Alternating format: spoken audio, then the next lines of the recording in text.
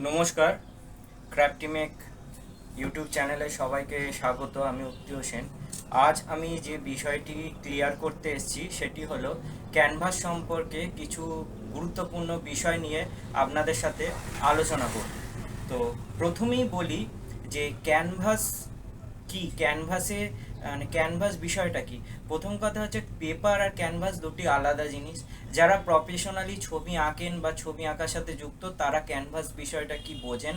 এবং ক্যানভাস হচ্ছে দুই রকমের হয় সাধারণত, একটা হয় হচ্ছে বোর্ড ক্যানভাস আর একটা হয় ফ্রেম ক্যানভাস। তো এই ফ্রেম ক্যানভাস ও বোর্ড ক্যানভাসের মধ্যে পার্থক্য আছে।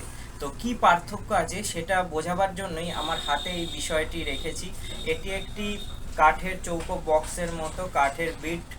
দেখুন, এটি কিন্তু খোলাও যায়, প্রত্যেকটি লক খোলা যায় আলাদা করে।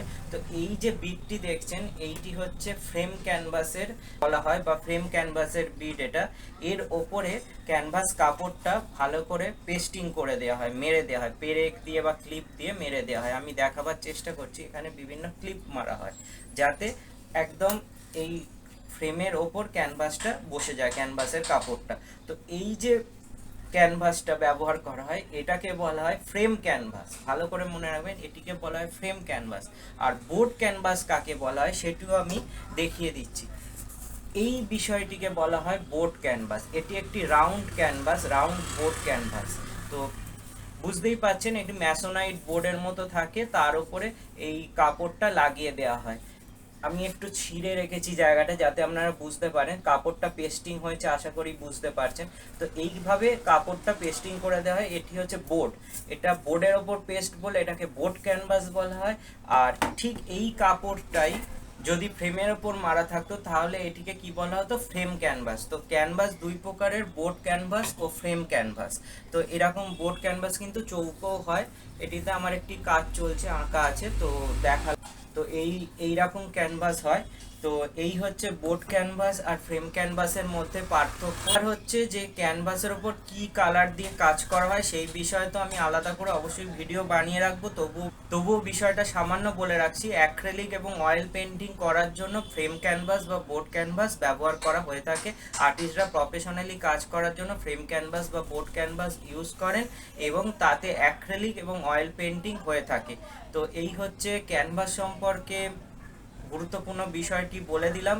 ক্যানভাসের বিষয়ে জানতে চাইলে আরও যদি কিছু বিষয় জানবার থাকে তাহলে নিশ্চয়ই প্রশ্ন করতে পারেন। এবং আমি সারা ভারতবর্ষ জুড়ে আর্ট শিখিয়ে থাকি, আর্ট ক্লাস করিয়ে থাকি।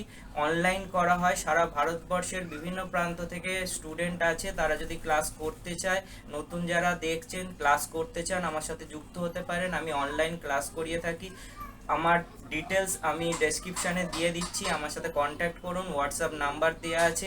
এছাড়া আপনারা যারা ভারতবর্ষের কলকাতায় থাকেন বা ওয়েস্ট বেঙ্গল বা কাছাকাছি থাকেন কলকাতা, তারা যদি মনে করেন সামনাসামনি এসে দেখা করবেন তাও দেখা করতে পারেন। আমি অনলাইন ও অফলাইন দুইভাবেই ক্লাস করিয়ে থাকি। তো এরকম আরও গুরুত্বপূর্ণ বিষয়, আর্টের বিভিন্ন থিওরিটিক্যাল প্র্যাকটিক্যাল বিষয় নিয়ে আলোচনা হবে ক্রাফটিমেক ইউটিউব চ্যানেলে।